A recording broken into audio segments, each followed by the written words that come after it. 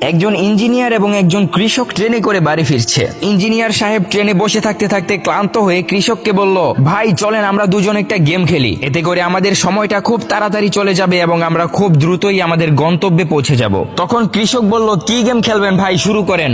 Engineer বলল, আমি আপনাকে একটা প্রশ্ন করব, যদি আপনি সেই প্রশ্নের উত্তর দিতে না পারেন তাহলে আপনি আমাকে 10 টাকা দিবেন, আর আপনি আমাকে একটা প্রশ্ন করবেন, আমি যদি সেই প্রশ্নের উত্তর দিতে না পারি তাহলে আমি আপনাকে 1000 টাকা দিব। তখন ইঞ্জিনিয়ার কৃষককে একটা প্রশ্ন করলো, বলেন তো ভাই এই পৃথিবী থেকে চাঁদের দূরত্ব কত?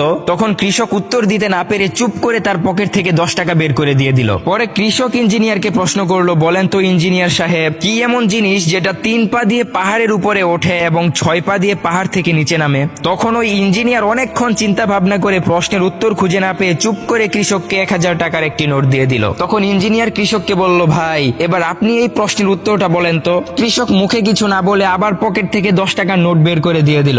ইঞ্জিনিয়ার অবাক হয়ে বলল, ভাই আপনি আমাকে টাকা দিচ্ছেন কেন, প্রশ্নের উত্তরটা দেন। তখন কৃষক বলল, ভাই আমার নিজেরই তো এই প্রশ্নের উত্তর জানা নাই, তাই তো গেমের নিয়ম অনুযায়ী আপনাকে 10টা টাকা দিলাম। তখন ইঞ্জিনিয়ার বলল, লও ঠেলা, কার সঙ্গে লাগতে গেলাম, 990 টাকার বাঁশ দিয়ে দিল।